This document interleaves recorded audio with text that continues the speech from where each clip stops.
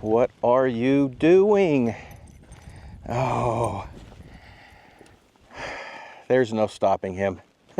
Shadow and I have come to the Arizona Strip, a part of Arizona that is extremely remote and massive in size. Almost 7,800 square miles.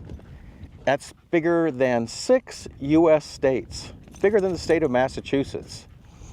But despite its enormous size, hardly anybody lives here.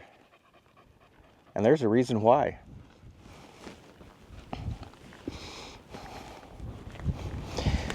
So why doesn't anybody live here? Well, the Arizona Strip is located in the northwest corner of Arizona. On the west is the Nevada border, and on the north is the Utah border.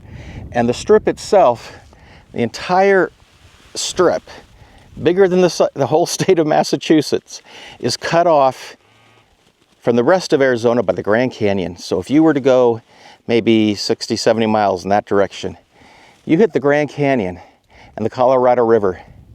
And so the entire section here is isolated. The only major access points are from Utah or Nevada. I came in off of that dirt road straight over there, and that's coming in from Utah. I mean, there's no utilities out here. There's no cell coverage. There's no running water. There's no paved roads. It's pretty much no man's land. And because it's cut off from the rest of the state of Arizona, although it's part of Arizona, it's pretty much ignored. So if you come out here, be prepared. You're likely to run into nobody. Bring plenty of water. See the conditions of the road right there? You have lots of washouts. So you should probably have four-wheel drive and be prepared for anything, because you are literally on your own out here. But I love to come here, and there's a reason why for that too. I have found all kinds of things out here. Agates, jaspers, limb casts of either roots or branches that are pretty cool, that I've tumbled in the tumbler. Agatized root or limb. I have found gypsum in the form of selenite and a lot of other interesting rock. And I have barely scratched the surface of what is out here because this place is enormous. This might be petrified wood right there.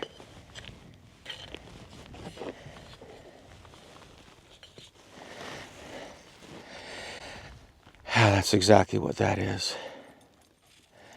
Let's clean that up. But that looks to me to be a piece of petrified wood. And you find that out here as well. Right, Shadow? Ooh, you found a cool spot.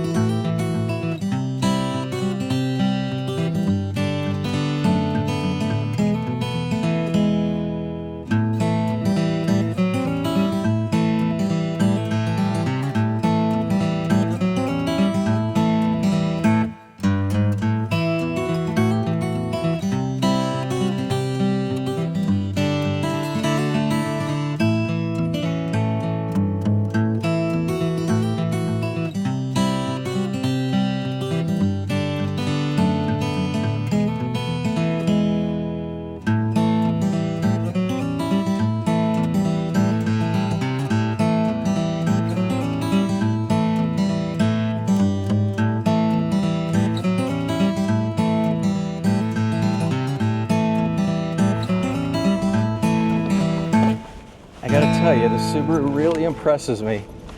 Okay, now I got to go back around, and I'm not going to push my luck. I'm not going to go back that way. I'm going to figure out how to get back on that other road. The sun is gone behind a cloud for a moment. It's a nice reprieve from this heat. So I wanted to tell you why I like to rockhound and come to the Arizona Strip. I also like to come here for astrophotography because they're dark, dark skies, because there's no lights. So as you see here, we've got volcanic rock. And as you see, that sandstone cliffs, limestone, shale, slate, different forms of sedimentary rock. And then that is a cinder cone right there straight ahead. That's a volcanic cinder cone and volcanic rock. So this was all at one point in time an ancient seabed, wetlands, bottom of an ocean, and layers and layers and layers of sedimentary rock then formed from those days many millions of years ago, were lifted up by tectonic forces thousands of feet into the air. We're about 3,000 feet in elevation right here, to form all of this. And then following that came volcanic activity, resulting in what you see here. And following that came geothermal activity, water, hot water, seeping its way through the cracks and crevices of the earth, filling in cavities, and sometimes in this area volcanic cavities, sometimes cavities within sedimentary rock, and often bringing with it silica and many other elements and minerals to create what we're finding. And I parked way down there. Where am I? I'm way down there because I started to see rock that had a blue hue to it. So I just started following the source as often. If you find it down lower, and all you got to do is start making your way following it to where it's rolling down from, and you'll find bigger pieces of it. So let me just show you what we've already gathered as we made our way up. So I don't know if the camera's going to pick it up or not, but there's kind of a blue hue going on in here.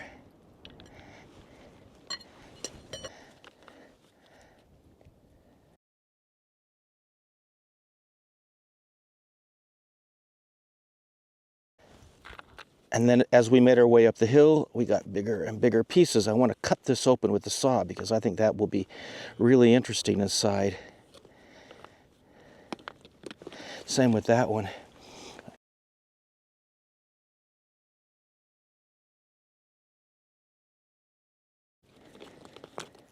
This we found up higher. This looks like, to me, a piece of quartz. But you see that kind of green and blue running through there? So let's take some time and just rockhound the top of this hill and see what we find. Okay, this one's definitely got that blue going on in there as well as some brown, but the blue is much more pronounced. I think it's beautiful. So I'd like to find some really cool, big specimens. I'm sure we will if we just hunt around, because there's just a lot of this, what I think is Chalcedony with something blue in it. All right, got a couple things here. Again with the brown and then purple, bluish purple, more of the blue. This is small, but I bet it would tumble up beautifully. Let's see if we can find some bigger ones. I'd like to see if we can find the source. But look at that. That's really beautiful. Let's drop that one. That is gorgeous. That is a beautiful agate right there. Okay, well, if there's agate like this here, is there more? What is it? You doing okay, buddy? Find me some pretty rocks, okay? Look for the pretty ones. This almost looks like a shell.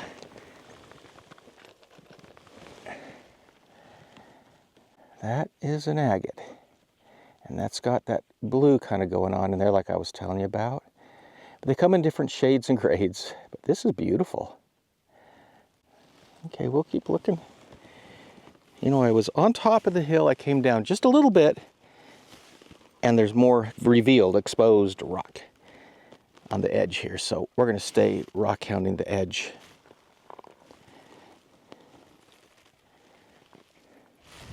All right, here's one of the blue ones. Super blue, almost purpley.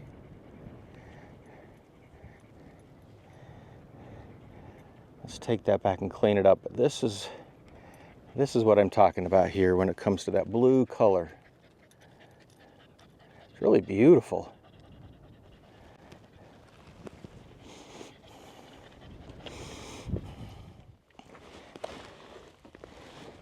All right, there we go. That is a beautiful agate right there. Okay, that's the kind of quality I want to find. Solid, cryptocrystalline, beautiful agate. So if there's one of these up here, there's probably more. And we're having fun looking for it. So all's good. So this is what I love about rock hounding. Okay, I made a video once, rock hounding, follow the signs, and I said something, and I think I didn't say it well. I said you don't need a book, you can just follow the signs. Well, I didn't mean to discourage anyone from reading books or learning. I do that all the time. I'm constantly reading and learning. And if somebody gives me an idea of where a good location is, or if I read about one, sure, I'll go there. What I was trying to say was that you don't have to have read about a good spot to go rock hounding. You can just go like we are here. This is a 7,800 square mile strip of land. And as you can see, there's nobody out here. And nobody on it, and I don't have any idea just the variety that it all may contain, because you can barely scratch the surface. It's so huge. It's the size of Massachusetts. It's bigger than Massachusetts. So I like to just come out here and explore. What might I find? You know, what might we find? That's what I meant to say, is you can just follow the signs. Driving along, started to look, found some interesting things with some blue in it, kind of like that has a little blue in it. Started following it up, found some more things, and that's fun. That's rock hounding. That's rock hounding. Ooh, ooh, ooh, ooh. Beautiful. Oh yeah, look at that. That's beautiful. Oops. Oh, that will tumble and be nice and thin, probably translucent. Okay, so I started following blue, and I'm finding other things too. And there you go, I'm a poet, and I didn't even know it.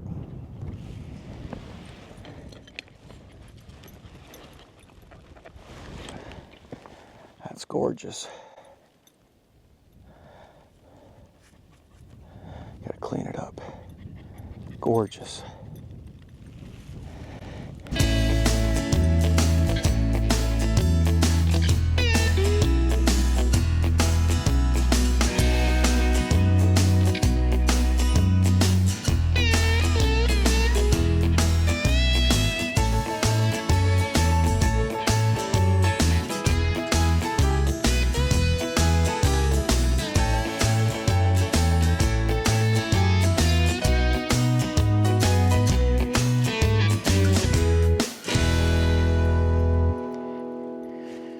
Well, we've driven quite a ways from where we were.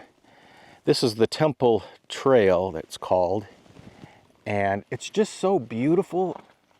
And I'm thinking maybe I better not go too much deeper in. I mean, it goes forever.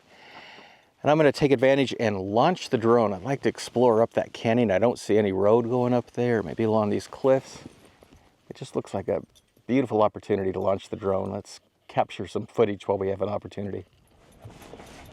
Well, we got some beautiful footage, and now we've got, as you can see, this is a really rough road. Not all of it, but a lot of it. So I got to take it slow. But I think we got some beautiful footage. I'll show it to you at the end of the video. There's one more spot I want to check out that I saw coming here that looked I think I saw something on the side of, on the side of the hill that looked promising. So we're going to check that out. The clouds are giving us a little bit of a reprieve right now. The sun's behind a cloud at the moment. It's helped cool it off. Although by and large it's clear.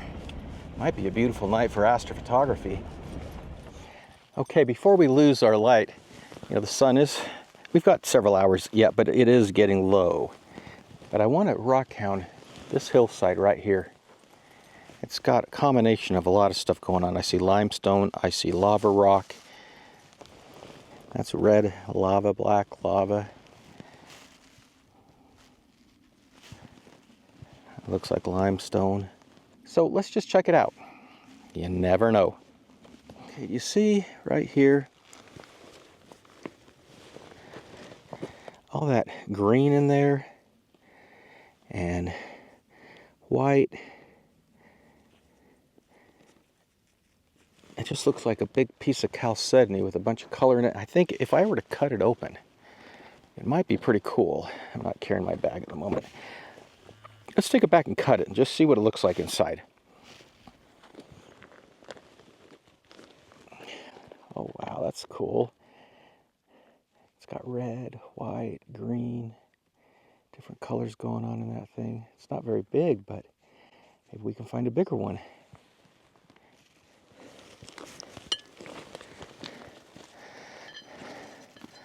It's really interesting right there. I like this one. I want to take it back and scratch test it and see if it's all chalcedony all the way through. Is it layers of possibly opal and then chalcedony? We'll take it back and figure it out. I don't think this stuff that we're finding was formed in volcanic rock.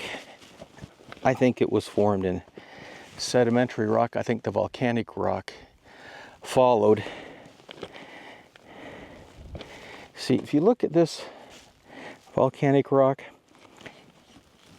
it's rather fresh looking. And when I say fresh, like, maybe 10, 15, 20,000 years ago, but not millions of years ago. See, that just doesn't look old and worn to me.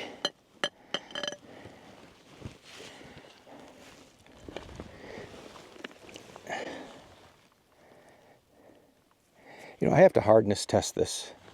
It's possible I could be dealing with even a marble because we're in an area of sedimentary rock. And limestone under heat and pressure will turn into a marble. I don't think it is. I think it's chalcedony, but it's hard to tell out in the field. Rock identification is not easy in the field. It's not even easy back in the laboratory sometimes either. So don't be hard on yourself if you struggle trying to figure out what something is. I've been rock hounding with really advanced rock hounders way above me, and they can't always tell out in the field either. Okay, see this? This is just a white chalcedony formed in a sandstone. That's what that is. This was formed in sedimentary rock. Really just fun to try to figure stuff out. Well, there's a lot of sedimentary rock for things to form in. Look at that, layers and layers and layers from eons ago.